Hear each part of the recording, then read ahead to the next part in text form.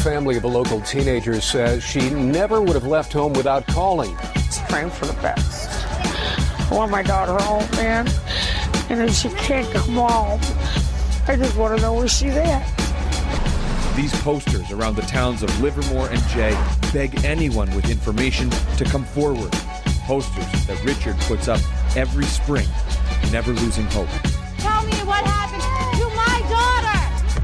Just let me in the arms so I can see her. An arrest in a nearly 4-decade-old cold case. Thanks to cutting-edge DNA technology, the arrest happening exactly 39 years to the day. When Parabon Nanolabs used that sample to create 3D models of the suspected killer's face. It's heartbreaking. We miss her, and we're going to find her. We're going to keep looking till we do. It's like a never-ending nightmare. It doesn't end. It keeps returning and coming back.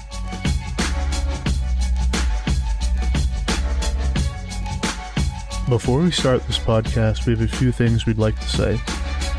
Firstly, please only contact any of the people who appear in or are mentioned in this podcast if you are trying to help. Secondly, we are organizing a search for the missing gentleman, set as of right now for Saturday, the 11th of September. Follow up for details on our Facebook page. And last, this is quite a bit on the longer side, but very compelling. Enjoy. What if I told you on June 15th, 2021, a 32-year-old man in a drug-induced paranoia calls 911 and tells the dispatcher he's being followed, there's smoke coming out of the walls, and people are after him. And what if I said his family is so desperate to get him help that they drive him directly to the police station, but are faced only with the possibility of him being arrested? And what if I told you when Nick Cross's sister, Casey, tried driving him to a hospital to get help, he threatened to jump out of a moving vehicle. Casey stopped, and Nick jumped out and ran into the woods. Nick was seen approximately 4 hours later on the lawn of a local home. When the homeowner asked him if he was okay, he stated he was cold and just wanted to go home. That homeowner called 911, and when she did, Nick ran off into the woods, never to be seen again. Tonight, we speak to Crystal Davis, Nick's mom, and Casey Cross, Nick's sister. So I'm Travis, and then that's Jeff, the other gentleman there.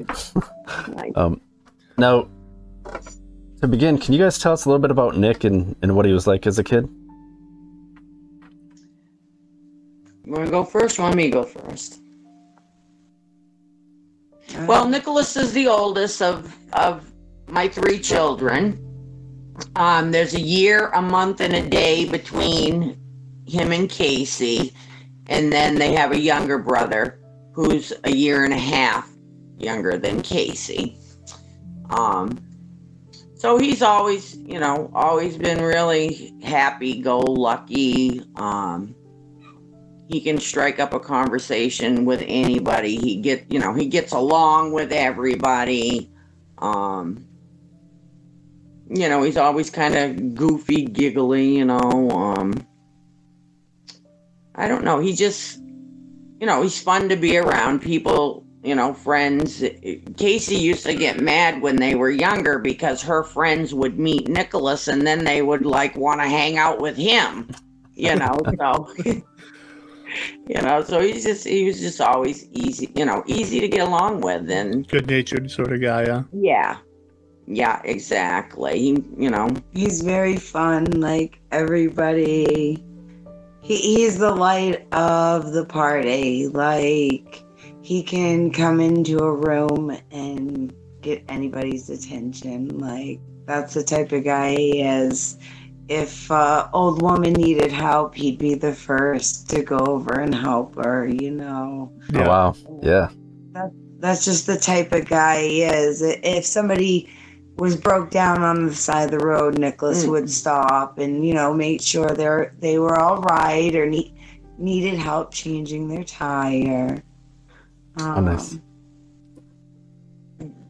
He was full of life. Like, the second he became an uncle with my niece, he enjoyed it so much that when I had my children, it was, you could see him light up with so much love and joy just to have that part and be able to call himself Uncle Nick. Now, did he have any children of his own? No. No. No, and that was kind of a little depression point lately, I guess. He had talked to Casey about it, not really with me, but, you know, he was kind of feeling a little bit down that, you know, most of his friends had kids already. And then, you know, his brother and sister, Casey has 2, and then my youngest son has 3. So, you know, he's kind of feeling a little left out in that area. Sure. Or whatever, but, you know, he definitely enjoyed when the kids were around. I mean, I've got pictures with my oldest niece when she'd go visit him when she was at that age of doing hair and stuff, you know, like 3-4 years old. She has barrettes in his hair, and you know, he just sat there and let her do it. So, you know, but, you know, so he was, you know, at this point of him coming to Maine, because he was living in New Hampshire with me and my husband. This girl that he came to see was an ex-girlfriend of his from about 6 years ago. Okay. The day she was leaving her boyfriend, she, you know, got him to come to Maine. She convinced him that they were together and that they were getting their own apartment and that he wouldn't have to worry about anything because it would just be the 2 of them. And he jumped on it and went. Yeah, he took my car without asking. And Uh-oh. came all the way up here, which is, you know, 300 miles. And Yep. just, Wow. you know. So when did this happen that he came up to Maine? that was 2 days before he had disappeared on June 13th. He had come to Maine to meet this girl, and he'd come to my house. And when he got there, I was like, oh my God, did you drive here? Like, because he lives 6 or 7 hours away. So right. when Kind of a surprise to see him, right? Yeah. So I was like, what are you doing? And, you know, and of course, I ended up texting saying, you haven't seen your brother, have you? You know? How about my car?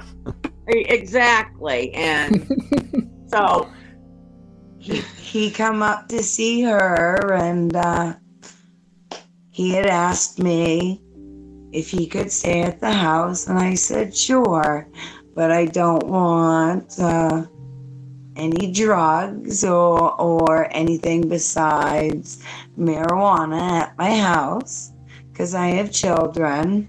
Right. And he said, nope, that's fine. He said, I guess I wanted to clarify this with you. Now, the other girl that had wrote the article, it was on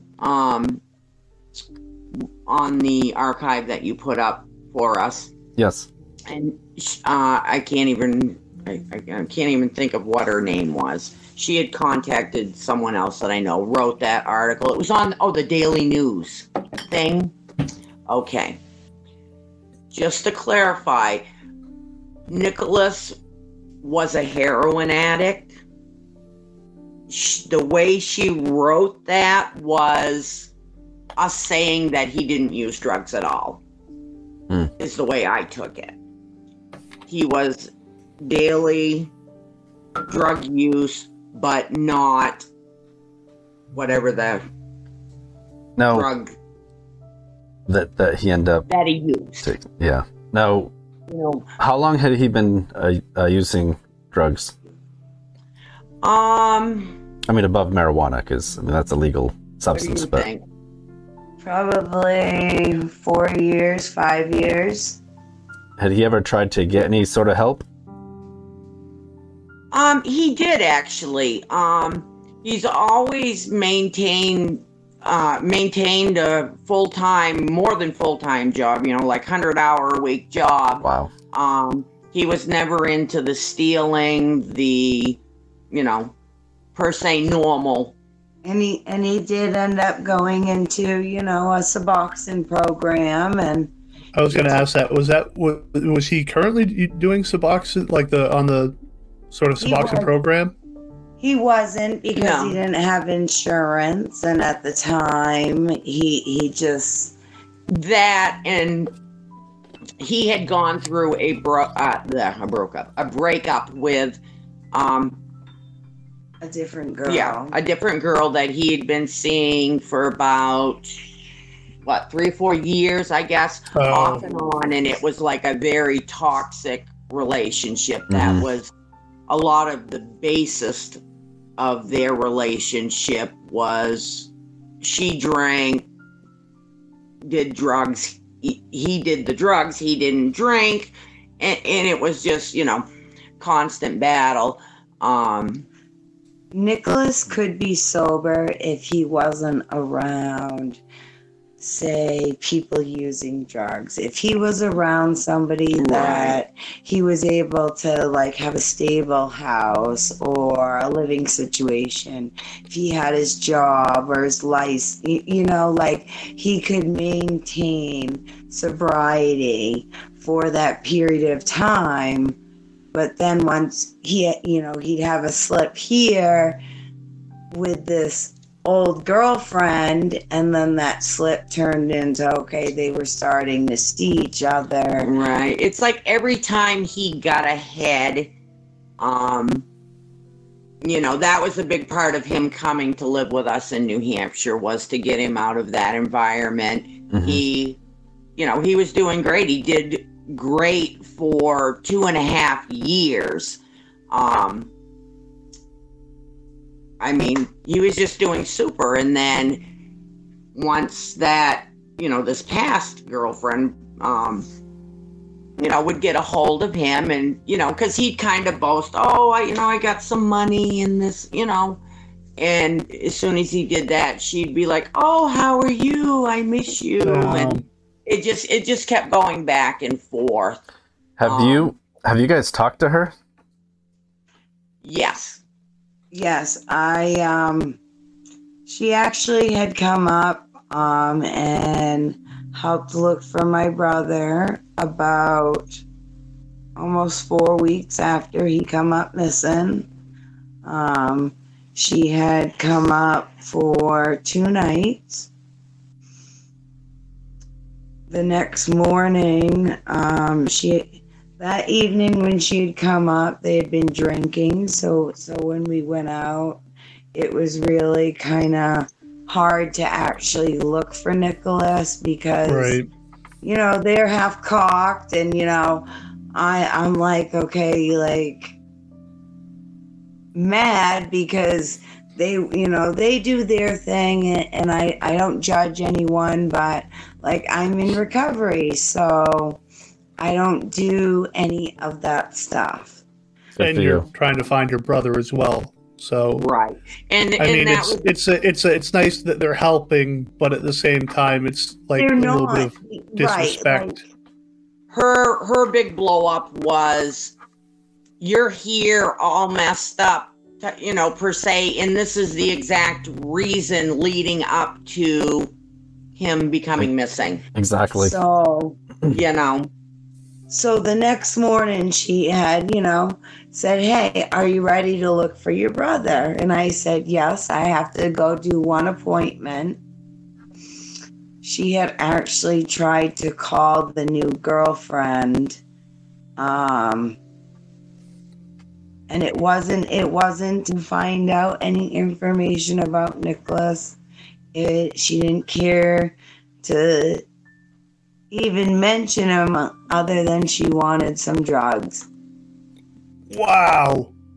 Yep. So she I lost it. And I told her to leave, and how dare she, like, my brother was missing for 42 days at that point, and she comes to my house and asks for the one thing. Unbelievable. Yeah. I said it would be one thing if you wanted to ask the girl something about Nicholas, or if she had been with Nicholas.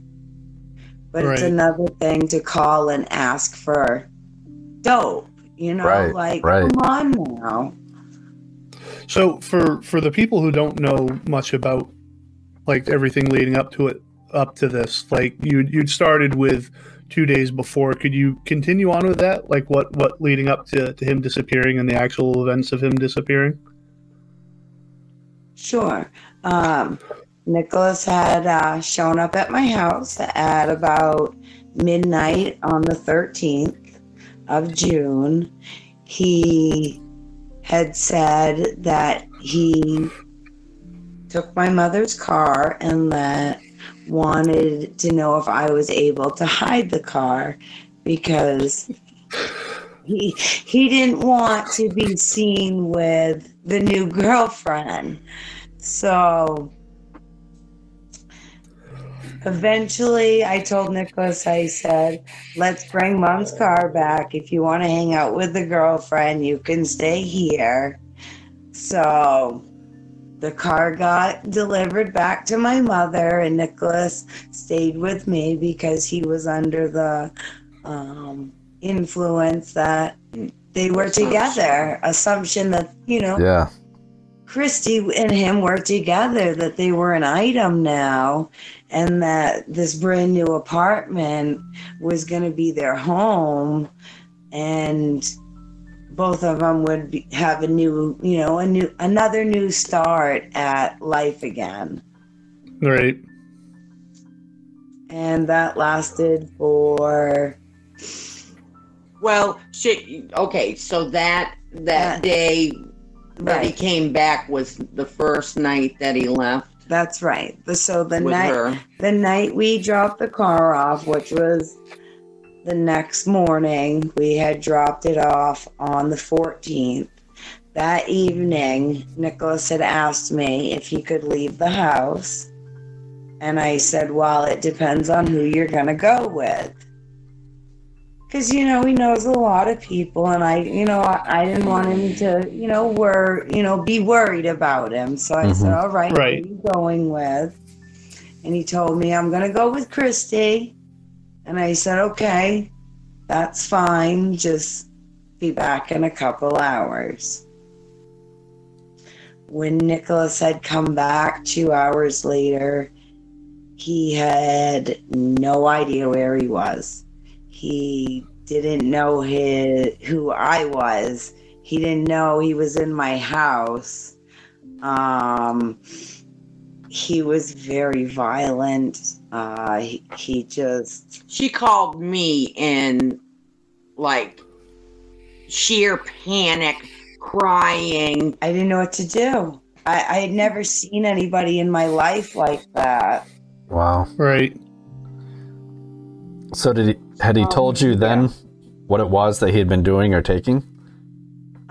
He had told me and my spouse that he had done meth with his girlfriend, and that she had given him a gram to hold him over for morning. So we ended up actually getting into it, and I told him, I said, I want it thrown in the trash, and I want it thrown away right now. Right. So, you know, I made him throw it away. The next morning, I found Nicholas on the phone with 911. And he had talked to them for 23 minutes. And he had asked, he had told them, hey, I see stuff coming out of the wall. There's smoke. There's bugs. Somebody's trying to kill me, and I need some help. That was probably 5:30 in the morning on the 15th of June. And what kind of response did you get? Or did he get? Nothing. Nothing. Yeah, nothing. So I was say he was on the phone for how long with him?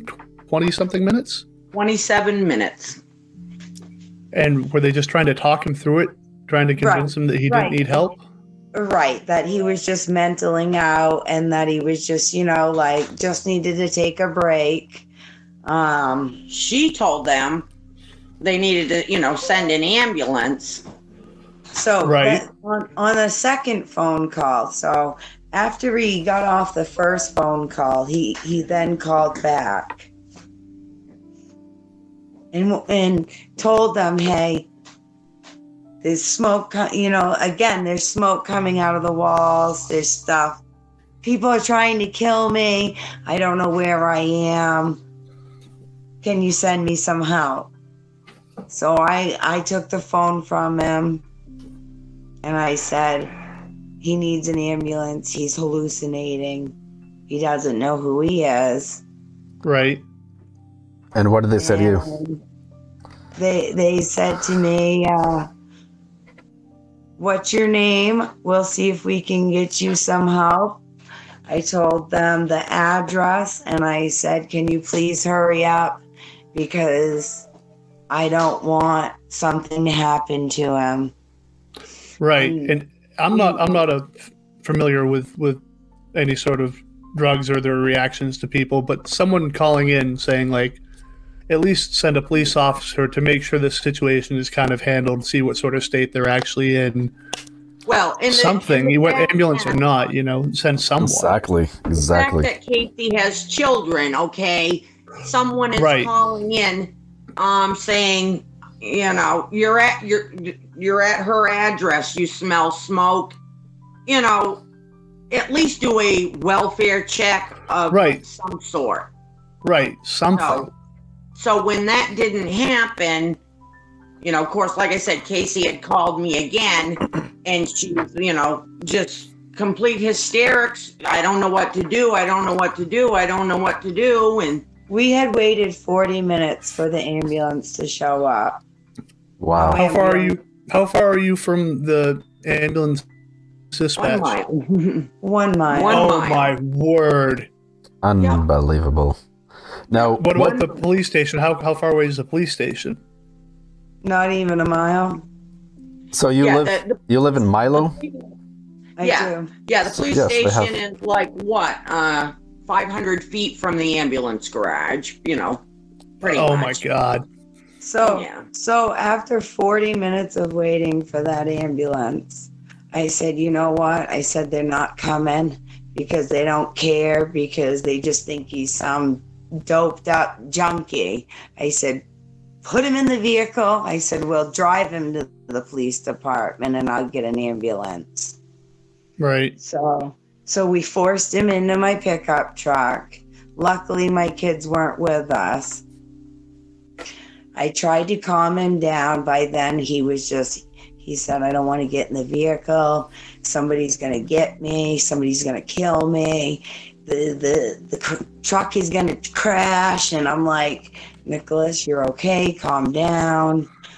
And he didn't want to hear it. I actually physically had to stop and tell him, hey, it's me. Like, it's your sister. Like, stop, Yeah. Like, right. You're all right. Like, you're fine. And so we went and picked up a friend of mine. And we then tried to bring him to the police station. When we got there, the chief of police was coming down the road, so I flagged him down with my arms, and he come over, and he said, what's going on? And I said, I've been waiting for an ambulance, for 40 minutes. I said they didn't show up.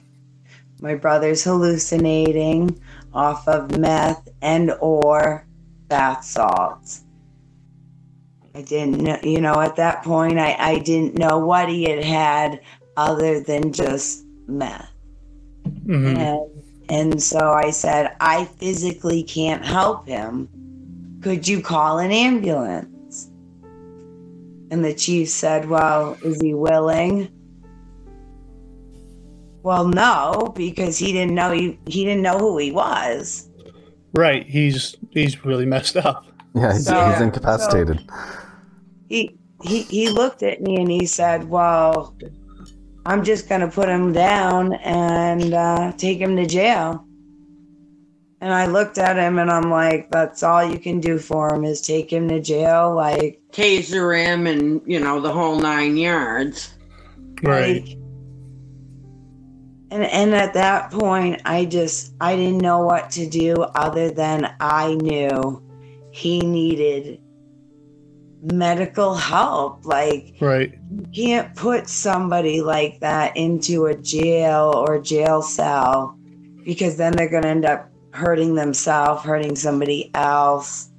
Yep. You never know what blows my mind. Did he attempt to even try to talk to him at all?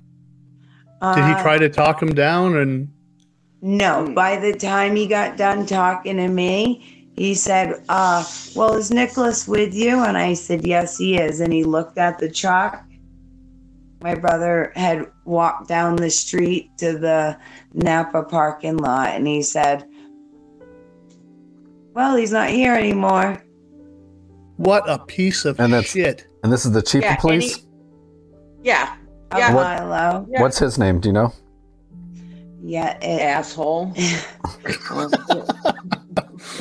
It's actually Nick Kluge. We thought it only necessary to reach out to the police chief to give us his take on a few details about this case. This is not to defend or discredit him or the family. We just wanted to hear both sides of this situation. Well, my interaction with him was fairly brief. And again, you talked to the sister and the mother. I mean, I'll just give you a quick synopsis. I mean, he had called. What started it all was he had called 911 and making some statements. And then basically she got on the phone and verified that what the situation was, that he was having an episode because of something he took. Right. And she refused response from EMS or fire or ambulance. Not fire, I shouldn't have said that, but she refused response from fire or I did it again. EMS or law enforcement, excuse me. So we didn't respond to that initial call because she was all set. And then a few minutes later, I think roughly about a half hour later, she came to my office with him. And she basically just wanted to dump him off with me, which I was willing to do, and try to find him something, somewhere to go with him. But he was refusing medical attention. He wasn't in the state of mind for protective custody. And, so I asked her, I'm like, I'm willing to help here, but like, is he going to be cooperative? And the answer I got was, well, no, he doesn't even like police, which, we're familiar with. Right. That he's probably going to be combative with you. And I said, so I'm not going to be forced into a situation where I have to arrest him because he does something, whatever that be, whether it be, attack me or attack somebody else, or I shouldn't say attack, that's probably the wrong word, but be uncooperative, or, you know what I mean? Something like that. I'm like, I'm not going to force him into a situation where I make this worse. As far as the medical personnel is concerned, did you not feel it necessary that an ambulance or someone should have come by to check on him right there? Because he was, did he seem very obviously in a state where maybe he should have seen medical personnel? No. See, the problem with, he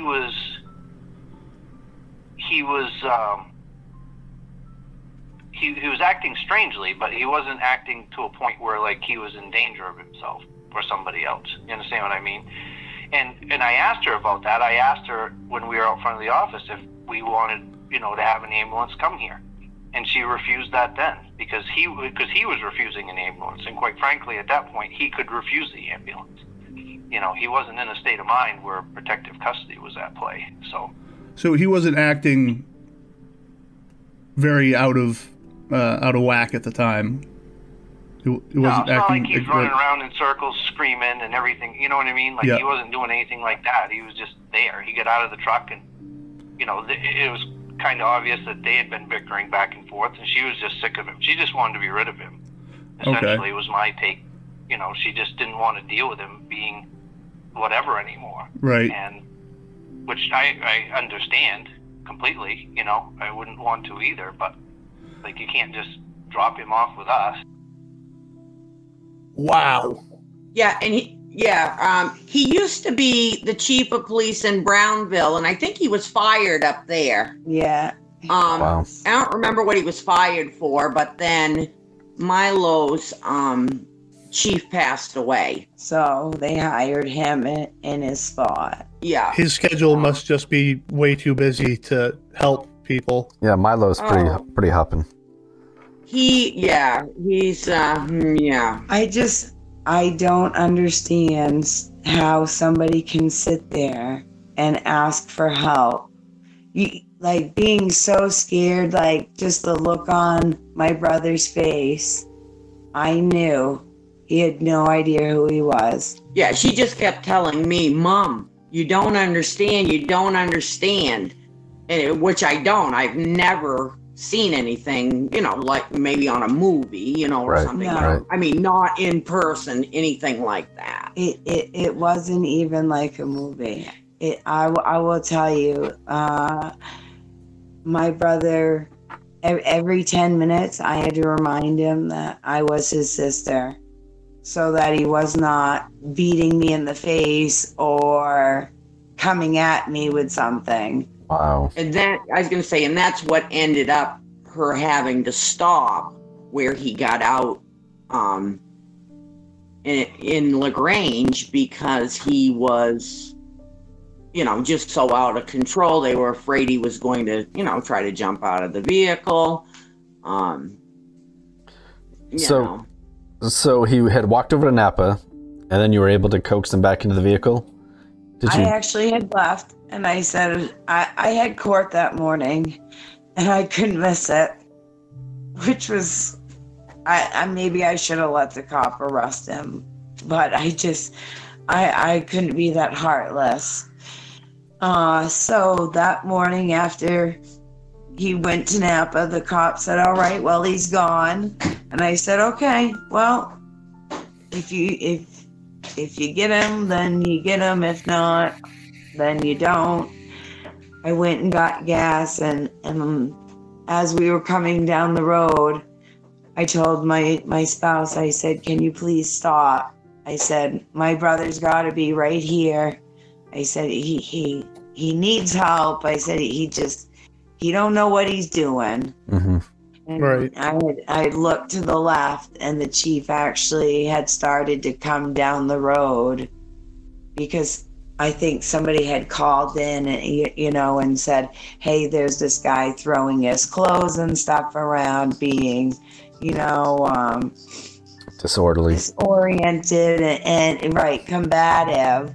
And so I stopped, and I said, Nicholas, if you do not want to go to jail, please get into the vehicle with me. And he fought me. And he said, no, I'm not going because you want me arrested. He said, you're going to take me and get me locked up.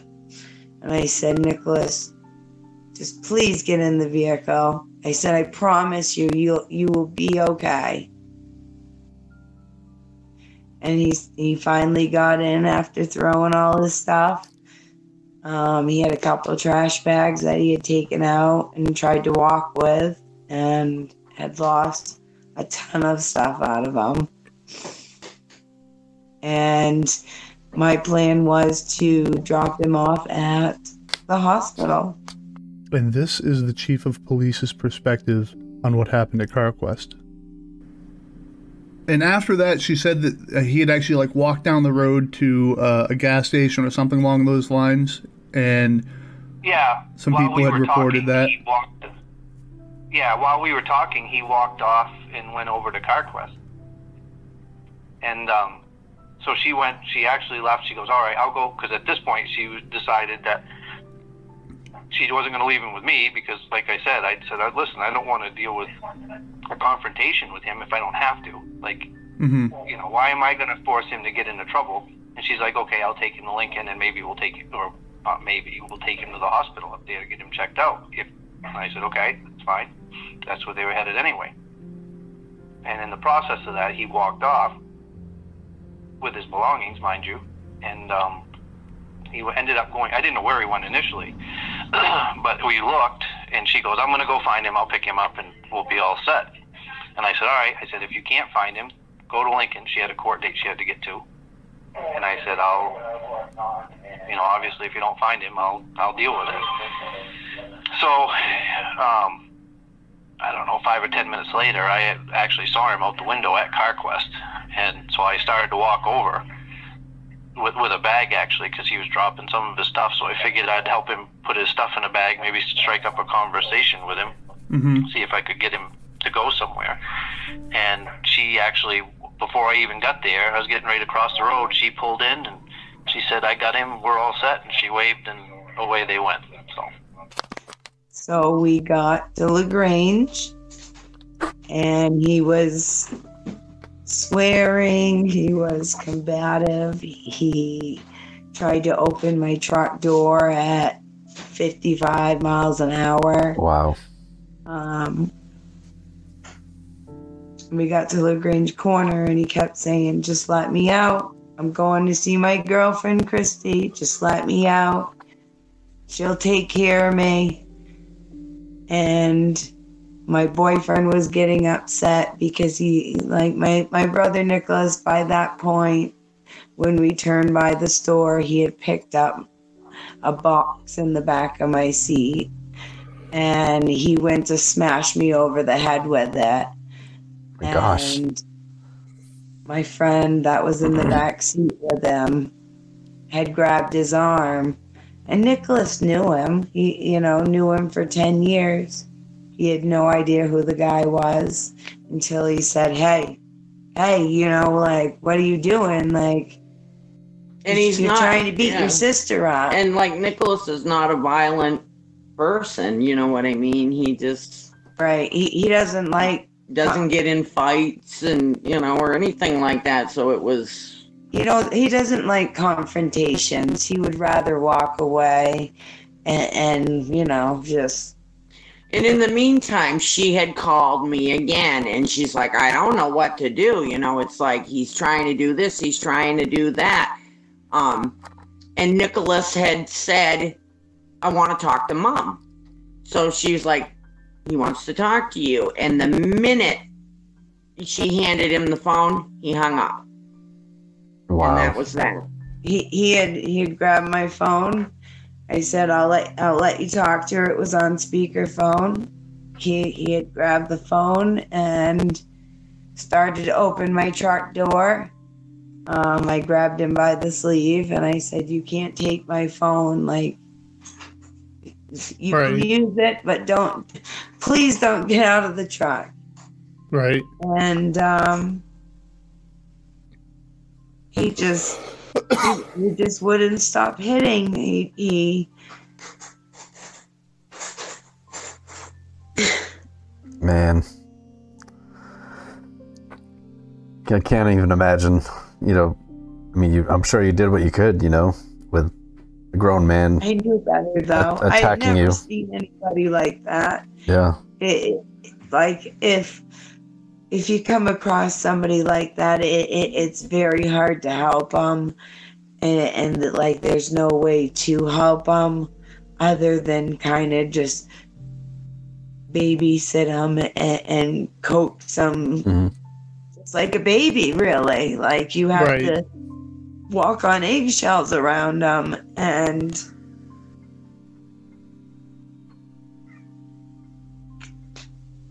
Yeah, and the people that you should have been able to rely on with that, the police or an ambulance, were absolutely not willing to help you at all, which is disgusting. Nope. You shouldn't have had to be in that situation in the first place. Exactly. And for them to say, oh, well, the person has to be willing. I mean, come on. They're out of their mind. How can they be willing, for one thing? Willing or not, the police officer, like, in that situation, why would he not step up and try to talk to he's a danger to himself and to anybody that he would have come in contact with. Yep. Right. And it sounds like he viewed it as more of an inconvenience than anything. If nothing else, he should have told her, too bad. He's going to jail. You know, we've got to do something with him. Right, exactly. Like, at least in a tough love manner, like, I'm sorry, like, this might be harsh, but for his sake and everyone else's, we should do something about it. There's no reason why you should have been put in that situation in the first place. And lastly, this is the Chief of Police's justification as to why he did not do more to intervene when Casey and Nick were interacting with him. Did you have any direct interactions with him? Did you speak with him at all during any of this? No, he was on the other side of the truck, and, you know, she was basically just giving me the rundown, and he was just standing there waiting for us. He didn't want to talk to me, you know, basically. He was just, you know, he didn't want to, I think he just wanted to leave. Mm-hmm. Kind of my impression of it. That was that. Like I said, if he had been acting like extremely erratic or strange out here, we would have taken different measures, but he was just there. Right. So no point in time he acted in any way that you thought you needed to. I mean, thinking back on it now, right, probably you should have done something, right? But well, not really. I mean, again, it's not against the law to be. It's not against the law in itself to be under the influence of something, right? Does that make sense? No, I understand what you're saying. And, you know, and obviously if he had been in this, my take on it was medical. It wasn't criminal, it was medical. And he wasn't at the point with us where I could force medical attention on him, I guess was the line with me. And no, that hasn't changed. I mean, I have thought about it since then, considering what's happened, but I mean, it's either there or it's not, and it wasn't there. Like, I couldn't have forced medical attention on him. That's actually it's kidnapping. Right. So the medical world, like that. At what point is when someone's in like a sort of a medical situation, does it switch to, like, you know, you have to can you is there ever a point where you can sort of force medical attention on someone, like force someone into an ambulance, or is that only if they're like unconscious, you know? No, it has nothing to do with being unconscious. They have to be in a state where they're a danger to themselves, or immediate danger to themselves or to somebody else. So if somebody's homicidal, right, or if they're suicidal, you know, and maintain that too. Like, there's often times we will go to suicide threat calls. Okay. And, you know, you get talking to somebody, and they're not like actively, you know, suicidal at the time, or, you know, it all depends on the conversation or the situation. Yep. But there's many times that we arrive at these calls where we don't have enough to take somebody into protective custody to send them to help. And all we can do, we're first step in the process. Like, people, there's a misunderstanding sometimes as to what we can do and what we can't do. Like, we don't pick people up, even in that situation where we have protective custody, and like take them to a mental institution or anything like that. Like, the process is we take them to the hospital. Right. And a lot of times, even the ones we do take to the hospital, once they get to the hospital, they end up getting released from there because they, you know, the situation that they're in or the crisis that they're in, they get a handle on themselves or whatever. Yeah. So the hospital can't keep them anymore either. Okay. You know, so it's pretty specific, you know, and it has to be pretty serious. I tried to explain to them. I said, there's something wrong with them. I said, I believe he is in a psychosis state of mind that he doesn't know where he is. Like, he didn't know 10 minutes from 10 minutes.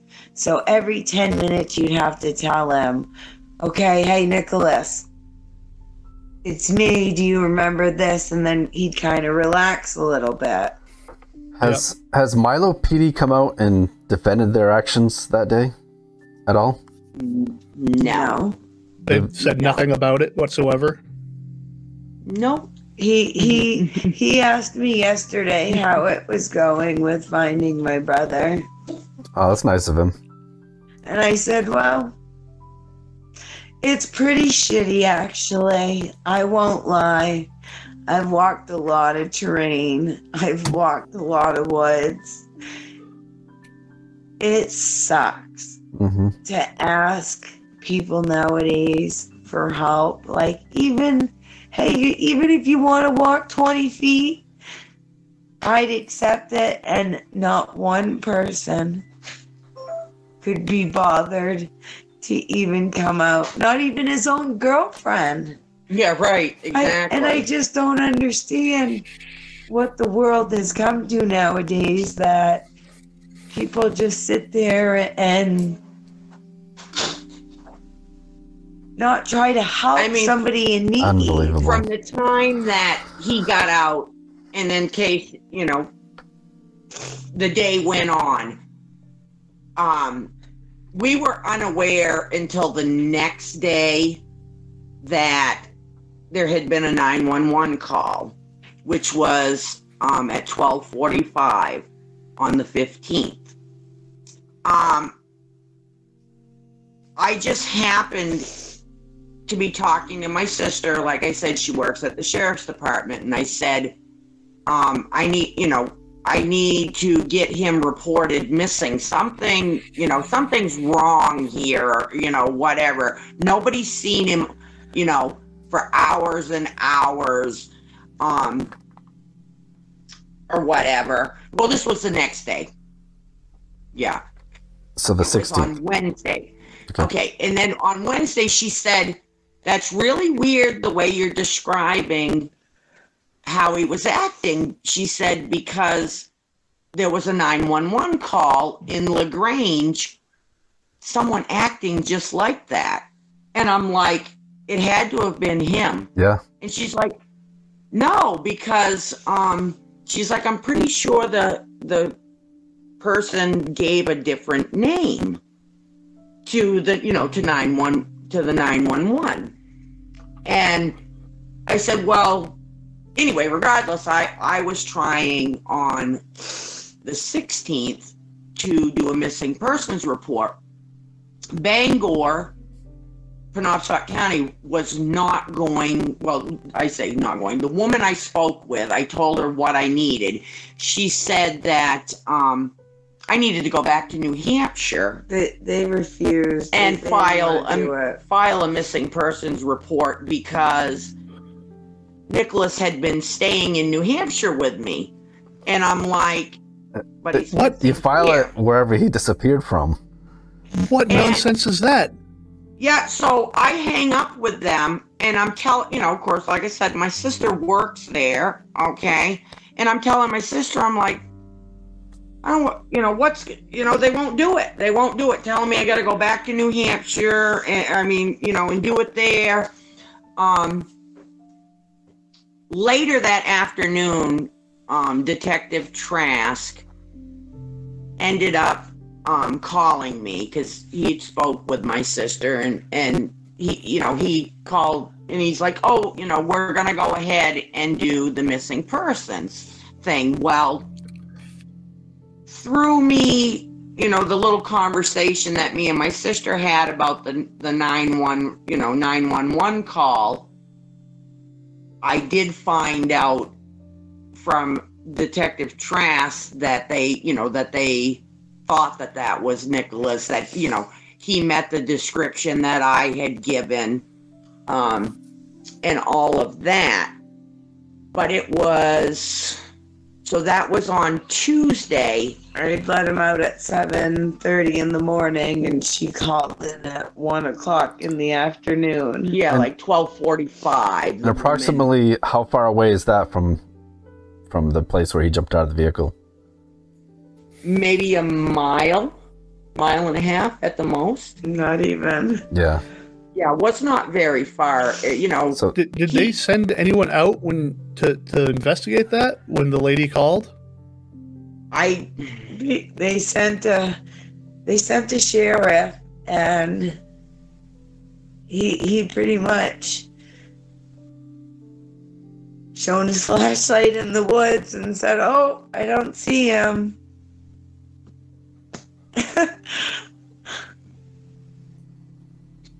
Yeah, I think they did. I mean, I don't know if they did send someone that day. I think it was the next day. On Wednesday, I went back. Wednesday when they, did like a little search across the street from those people's house. I got there at noontime, and then when I parked my pickup and started walking the road, 2 game wardens had shown up. And they had got out with a dog, and they were on the opposite side of the road as I was. And I kind of gave them their distance, and I said, "You must be looking for the same person I am." I said, "I see you have a dog. Would you like a piece of clothing or an art, something to smell him by?" Right. And they said, "No, we don't need that," because at that point, the description the woman had given him, my brother had told the woman when she found him in the yard that he was cold, he was scared, and he wanted to go home. And she described him as being very pale, blue lips, was shaking, drenched. It had poured all day. And I believe they were looking for a dead body. And at that point, they could have walked right by him, and the dog wouldn't have even told them that he was there unless he physically stepped on him. Right. So you're saying they had cadaver dogs, not tracking dogs, right? Yeah, they did not. They didn't even bother. Yeah, they didn't even bother trying to locate him at that point. He's still alive, or whatever. Because I reported him as being lost. They looked for him for about 7.5 hours. I left at 6:30 because I said, okay, if he's still here, I said he's scared of the dog and he's scared of the game wardens and thinks they're gonna, thinks he was fearing for his life about everything, about every little thing, like the tree, like the trees were gonna get him and stuff. And so I left, and I come back at 9 o'clock, and they were already gone.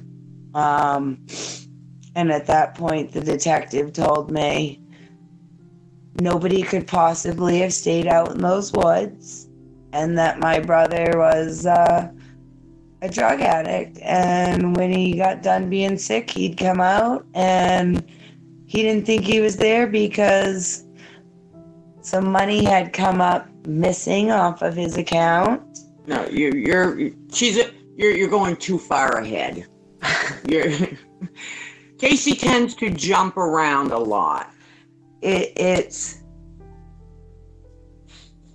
They thought he was out getting high. They said there was no way he could have spent the night in the woods. And they said, nope, he's getting high. He's hanging out with somebody. Don't worry about him. He's fine. This is over a week later that she's speaking of. Yeah. Okay. Yes. Yeah. Okay. Yeah. Like I said, she That gets was a lot of thought going at once. That was after walking. Okay, so I walked every single night for the 42 days.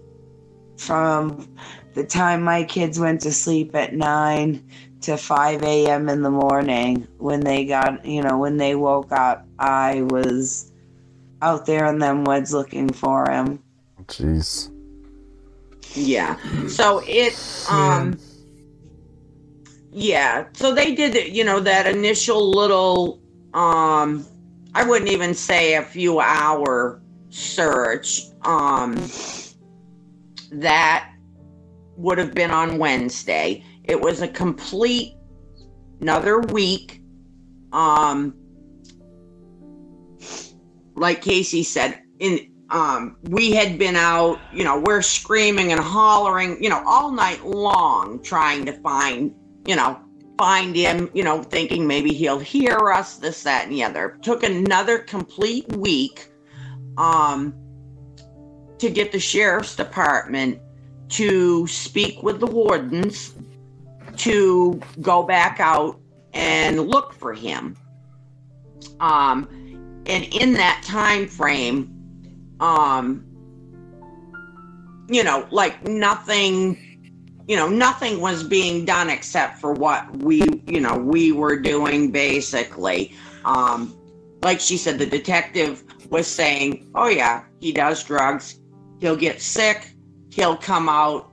How do you know the girlfriend didn't pick him up? Well, we didn't know that. But according to her, I had spoken to her. She tried to tell me that my son, in the last few months, that she had been texting with him that he was having mental problems. And that almost like he was schizophrenic. And I'm like, no, he doesn't have any mental problems. And she's like, yeah, he's been acting really weird and basically trying to defer the, I give him some drugs.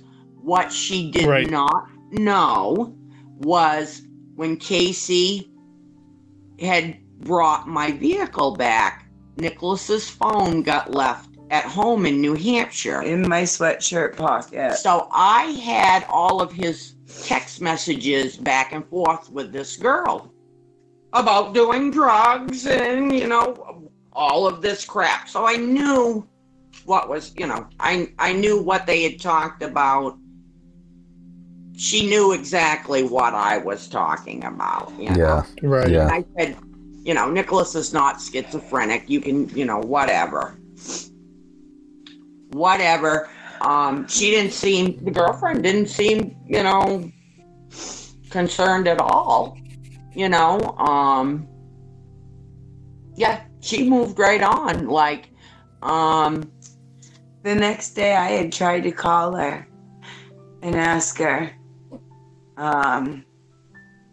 if she could help or if she could maybe ride around or, ask around where she had Facebook, just to, even if he didn't want to talk to us, just to, so we knew he was okay. And you know what her reply was? Give me a fucking break. I'm trying to move. Wow. What? Oh, yeah. Why was she trying to move? That's interesting. Well, because she'd been cheating on the guy she was with. Oh, okay. So she was moving, with another boy. She pretty well known in the area. How far away does she live from the point of him jumping out of the vehicle? So when Nicholas jumped out of the vehicle, we was only about 1.5 miles to 2 miles from the Four Corners in LaGrange.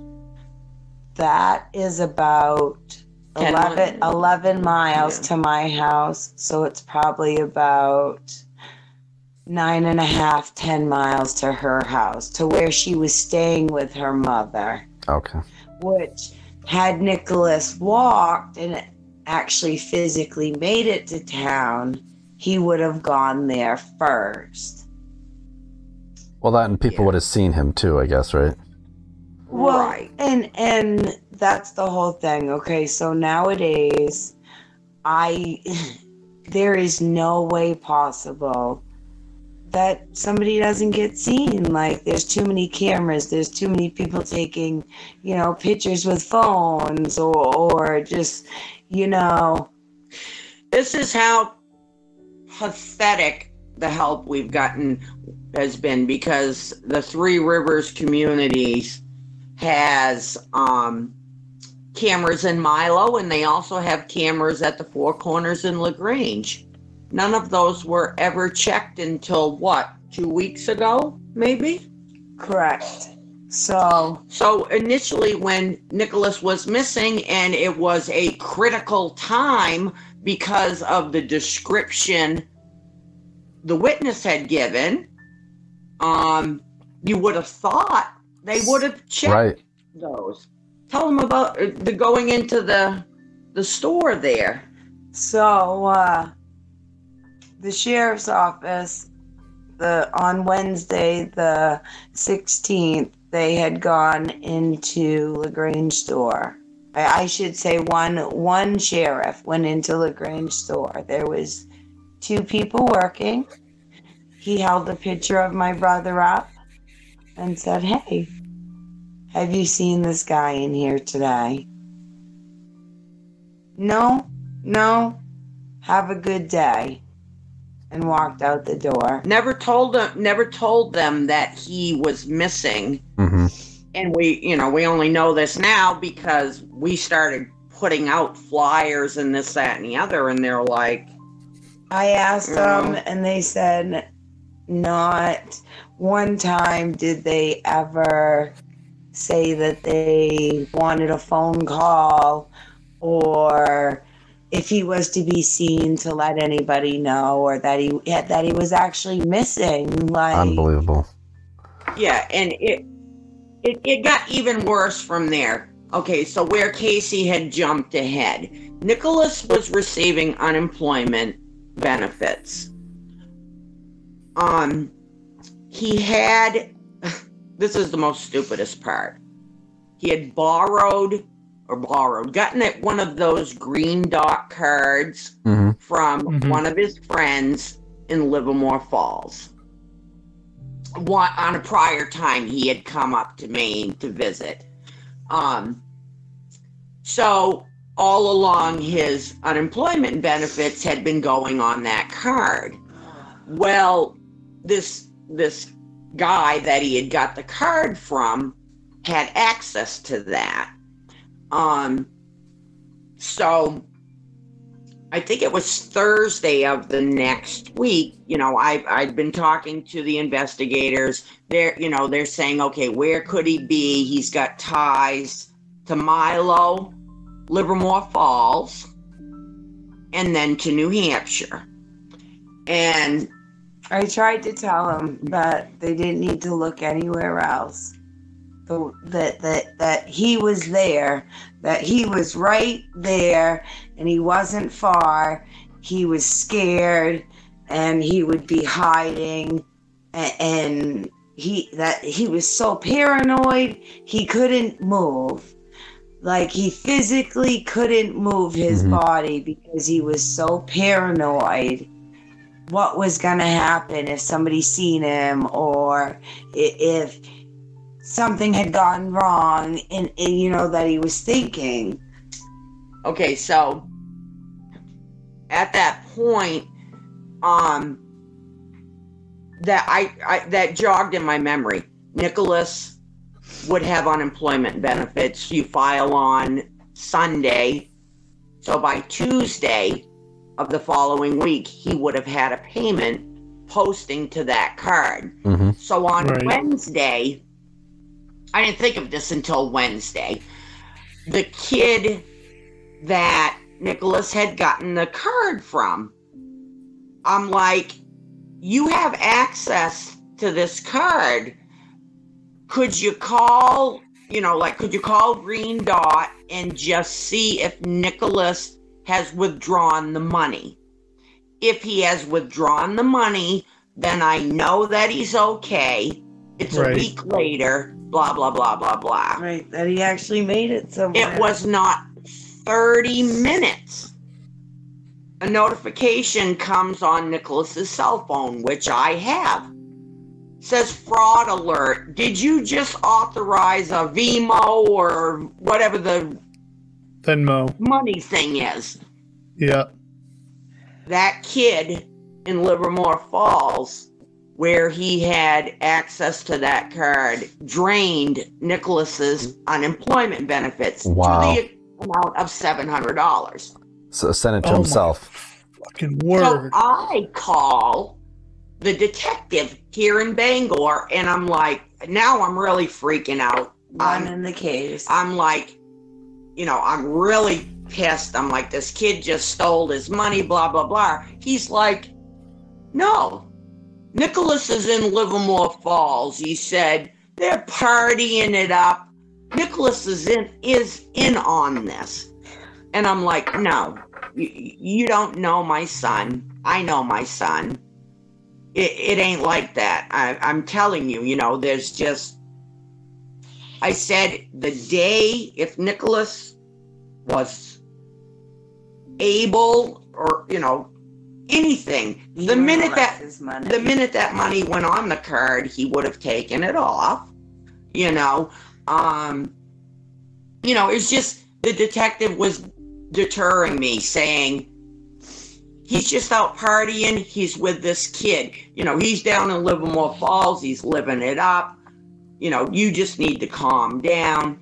So I won't lie. I called the detective, and he doesn't like me very much now.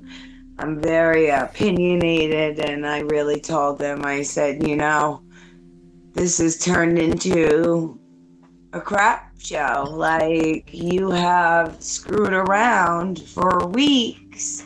Yeah. And it's at the point that now you probably are looking for a body. Mm-hmm. It's at the point that it's been too long.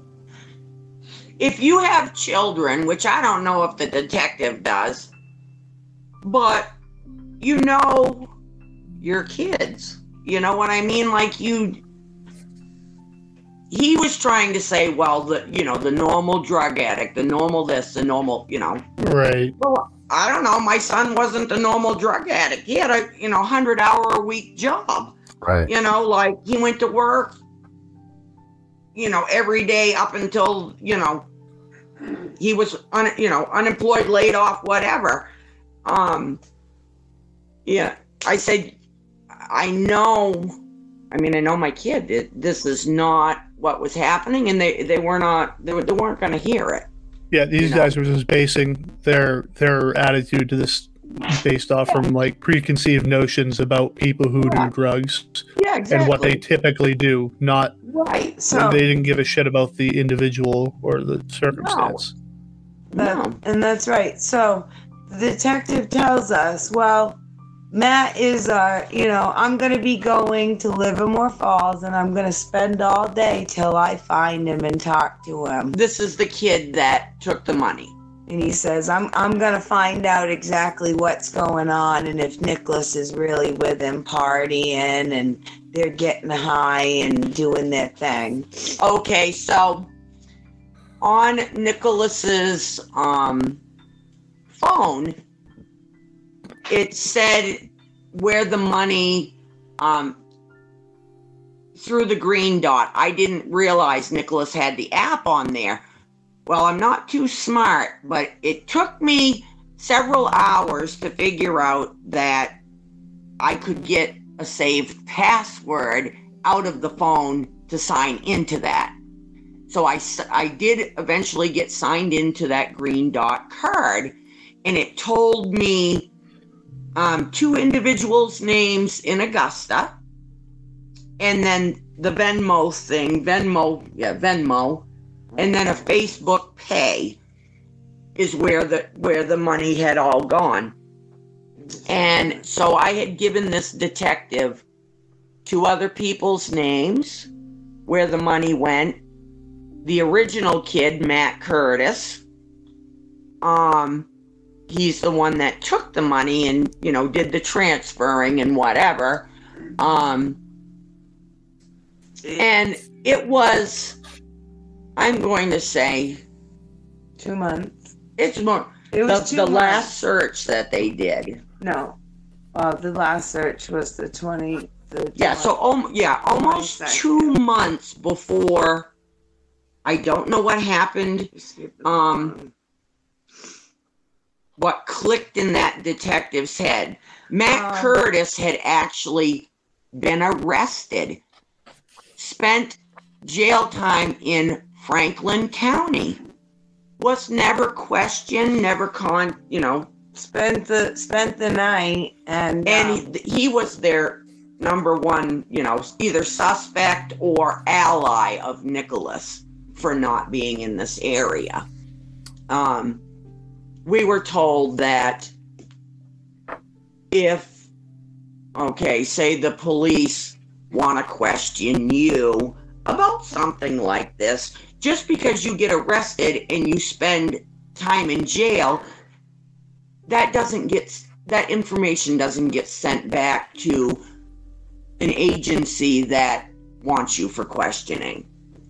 And I'm thinking, so the cop that said that he was going to go question Matt, in comparison to when he said that he was going to go question him to the time that he was arrested, like what's that timeline look like? 2 months. Almost 2 months. Almost 2 months. Almost, yeah. It was just almost 2 months.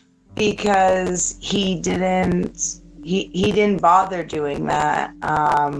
Okay, so that's what I was getting at. He just didn't do it.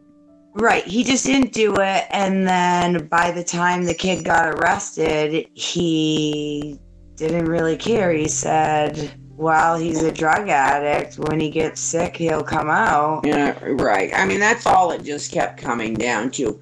Now, also, the day after this Matt Curtis drained my son's unemployment, there was a tip at Pike's Corner Oasis in Livermore Falls. My mom actually used to work there. Okay, well, there was a tip there that Nicholas was in a car in the parking lot. Well, now this is just fueling this detective even more, that he's down there partying, blah, blah, blah. Right. Well, the person who made the tip was Matt Curtis's niece. Oh, my word. I'm like, you don't find that a little funny, like, they're trying to cover for Matt for stealing this money, like, pretending Nicholas is there, like, you're a detective, I'm not, and I can figure it out. Right. Exactly. Right. Yeah, I mean, it was getting crazy and crazy. I'm sorry, Casey is very up and down. Like, she's all over the place as far as she's certainly been through a lot. And there's she's I can't even fathom trying to keep all of this straight, like where she's been looking and who said what and this and that, and she gets very overwhelmed. Well, I can't imagine anything but that, honestly, because, and not you guys in any way, but Nick has been just let down by everybody. Yeah. In this circumstance, yeah. Could you imagine, like, if you were missing, and to sit there and say no flashlight, no food, no phone, no nothing. Your mind's all. I would be scared shitless in the woods. I think anybody would. And to fall and say, okay, so somebody's gonna come for me. Like, right. They got wardens because he hunts and stuff, so he's great in the woods normally. When his mind is normal. And I just... Right, thinking that he's gotten hurt or you know, something like that. And Right, that, to be in that situation, and you know what? Someone's going to come after me. Someone will be out here. It blows my mind that besides, you know, myself or my mother or my spouse and her husband going out and looking for my brother, besides a few people on ATVs that, you know, said, hey, have you seen him? yeah, like we haven't been able, even through Facebook, even friends, you know, nobody will. That's the thing, is you guys have been walking through fire trying to try and find him. Yeah. Yeah. And the people who actually have the resources have done next to nothing. No, exactly. Like we talked with Demi, or I did. Yeah, and I talked with him too. We talked with Demi, and they said, you know, basically you have to exhaust every aspect. Right. The police, the warden, blah blah blah, and then, you know, we'll step in. But it sounds like you've done that. Yeah, it's like so they have. Well, that's how it ended up. Casey getting in contact with Julie because they wouldn't bring a dog. Like, we couldn't even get a dog out there, you know, like that's the big, you know. The big thing is, okay, so the detective on Nicholas's case probably has never, you know, experienced being around somebody that's a full-blown drug addict or knows how somebody like that would be. Probably looks down at him. It happens a lot. They don't look at him as a person, you know what I mean? Like, it's what it comes down to. And for him to ask for help, for one, that would have taken a lot of guts, because my brother, he's not one to sit there and call for help and to put himself right. You know. I mean, can you imagine calling 911 and just have them say, not today? I don't get that. I thought it was mandated they come out whenever someone calls 911. Like I said, they know Casey has 2 babies, small children. When my son said he smells smoke, why didn't they come immediately? Right, exactly. And it's not like they didn't, you know, it's not like they didn't know where he was, you know. So, has there been any sightings at all since the lady saw him on her front lawn? So the lady seen him on her front lawn, and about a week later, probably a half a mile down the road, where these people that live off the land, I had went there and talked to them. Everybody up here calls them the granolas. So if you hear us say that, you'll know who we're speaking. I'm familiar with that term. Okay. The crunchies. So they told me at 2 a.m. somebody was going through the back of their bog, which Nicholas knows that area because he used to hang out with a friend up in those fields. And that somebody was letting all the bullfrogs in the back of the bog off. So 2 gentlemen followed a person at 2 a.m. with guns to the four-wheeler trail. One of the guys stopped halfway through and tried to go back around and get on the four-wheeler trail. Which I'm going to turn you that way. It's so close. The four-wheeler trail is literally, you can use that and get anywhere within a mile. Mm-hmm. Right. So they just were so adamant that they believed it was him because they had private property. Nobody goes up there. I mean, they're hippies, you know? Right. So. But Nick knows that area, you said, right? Nick knew the area, and I believe he had come down the road